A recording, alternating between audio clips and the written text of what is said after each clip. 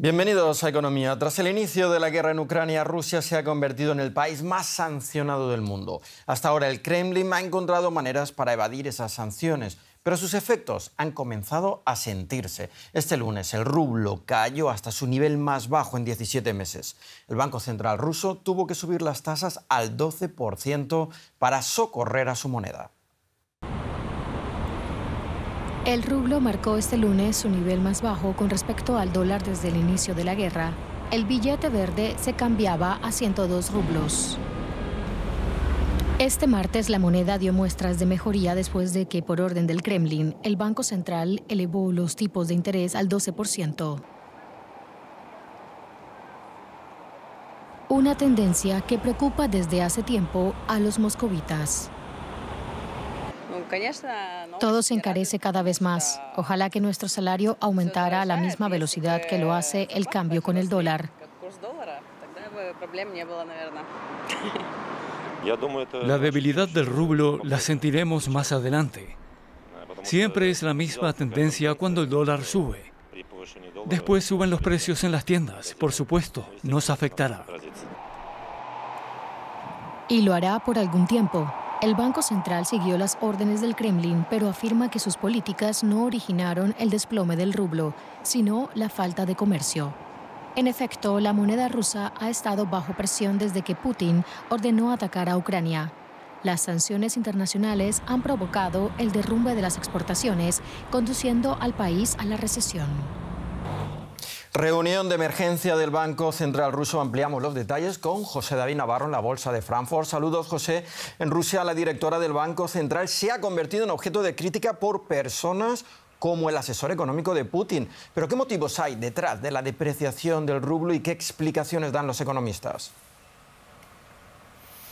Hola Paco, ¿cómo estás? Pues sí, hoy muchos analistas y economistas comentan que Elvira Nabiullina, recordarán, otrora muy admirada en Rusia e incluso fuera por haber podido controlar el impacto directo de las sanciones de Occidente dentro de la economía rusa, ahora se ha convertido en una especie de chivo expiatorio, dicen los analistas, sobre todo ante la presión dentro de Rusia y especialmente del Kremlin, para mandar buenas señales económicas al público, sobre todo de cara a las elecciones presidenciales del mes de marzo del próximo año, del 2024. El Banco Central ruso subió entonces, después de la invasión de Ucrania, al 20% los tipos de interés. Después, poco a poco han ido bajándolo, porque de haberlo mantenido tan alto, como ahora se le critica, hubiera destruido la economía, la hubiera frenado.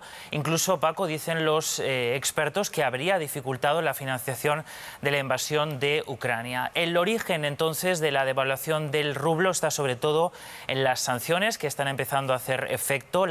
El superávit por cuenta corriente de Rusia ha caído un 85% entre el mes de enero y julio con respecto al año anterior. Es un efecto directo en la caída del rublo, porque cuando un país tiene menos superávit comercial, la moneda extranjera, por ejemplo el dólar, se hace más fuerte frente a la moneda local, como estamos viendo, Paco.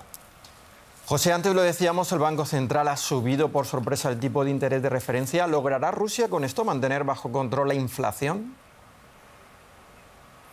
Bueno, como ya hemos visto hoy, puede ser que esto permita controlar al rublo por debajo de la barrera psicológica de los 100 rublos por dólar, pero Paco, muchos expertos creen que esto podría ser una especie de parche y algunos creen que la inflación volverá a seguir subiendo. Había bajado por un efecto comparativo, pero de nuevo en el mes de julio ha registrado una subida de en torno al 4,5%. Como les decía, muchos creen que no se ataca al problema de raíz, que efectivamente son las sanciones, y que beneficiaron a Rusia con ese aumento de los precios energéticos a nivel internacional, pero ahora le están pasando factura porque los ingresos por esa venta de energía han disminuido en torno a un 41% en la primera mitad de este 2023 en términos interanuales.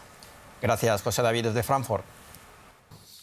Las nuevas tecnologías y modelos de negocio están agitando el ambiente laboral en Estados Unidos. Los trabajadores del sindicato de las automotrices de Detroit van a votar si usarán la huelga como medida de presión a las empresas en las próximas semanas.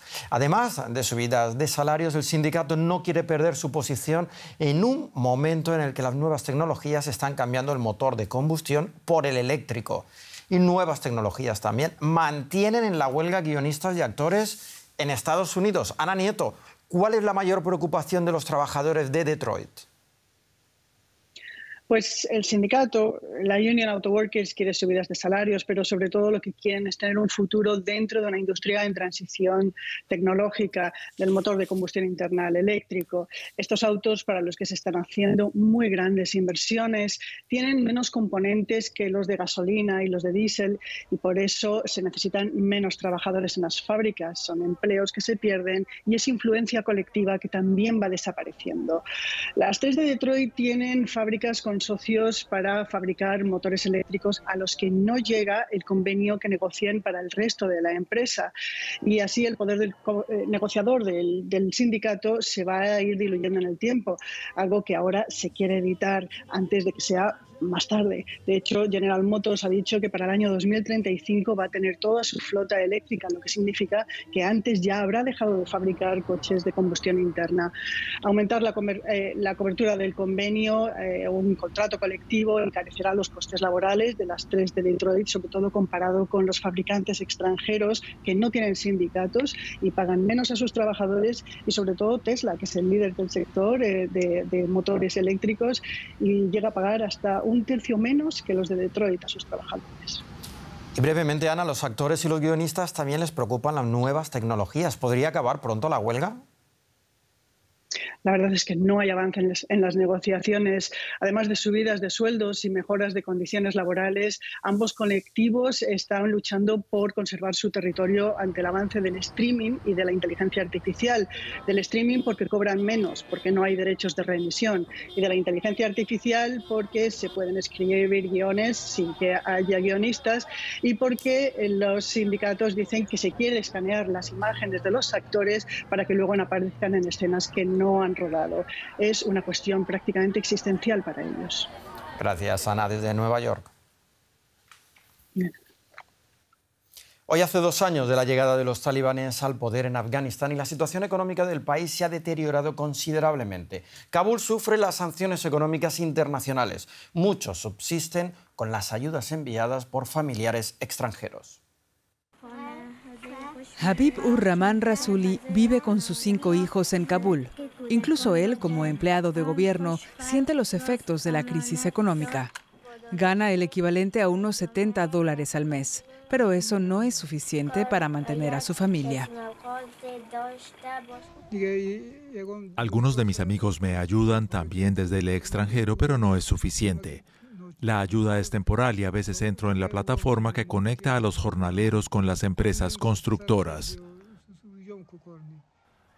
Allí tampoco hay trabajo, no solo para mí. La situación económica está empeorando para todos. Ahora limpia por última vez la máquina de coser de la familia para venderla. No es la primera vez que se ve obligado a vender artículos del hogar para llegar a fin de mes. Otras familias viven del dinero que les envían sus familiares desde el extranjero. El mercado de cambio de dinero de Zahra y Shahzada en Kabul también juega un papel importante, porque a los ciudadanos en Afganistán solo se les permite retirar cantidades limitadas de sus cuentas bancarias. El gobierno talibán quiere evitar así una corrida bancaria. A los bancos se les sanciona y no pueden hacer transferencias libremente a las empresas ni a países extranjeros. De ahí que el mercado cambiario de Zahra y Shahzada haya asumido ahora esa función. Nuestros bancos son débiles, tanto los bancos que tienen clientes corporativos como los bancos nacionales.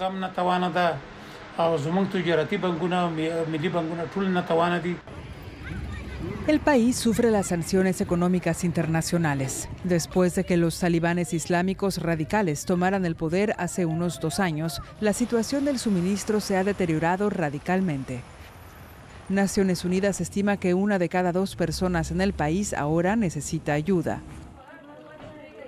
Habib-ur-Rahman Rasuli se dirige al negocio de artículos usados.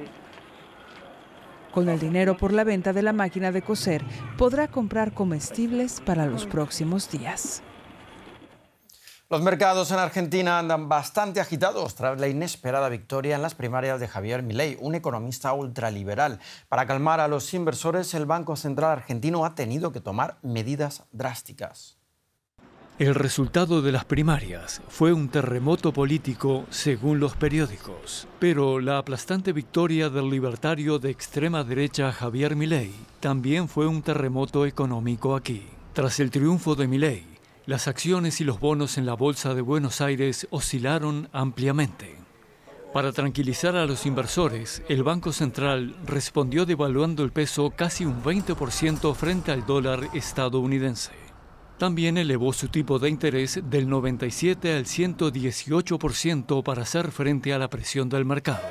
La carrera de Javier Milei arrancó en los platós de televisión. Como comentarista, no escatimó en críticas a la política económica del gobierno. A medida que el peso se devaluaba, atraía siempre más telespectadores, en un país en el que 4 de cada 10 personas viven en la pobreza. La gente está tratando de ver en él una expectativa, independientemente de las propuestas. No hay en ese punto, digamos, una adhesión racional a propuestas. Hay una adhesión emotiva a generar alguna expectativa que no tienen y que perdido por perdido, bueno, digamos, probemos con una cosa nueva si las otras coaliciones fracasaron. Si vence en las generales a final de año, dice que reducirá los impuestos, dolarizará la economía y recortará drásticamente el gasto para luchar contra la inflación. Pero para ello tendrá que reducir las pensiones y las prestaciones sociales, de las que dependen casi la mitad de la población y buena parte de sus partidarios.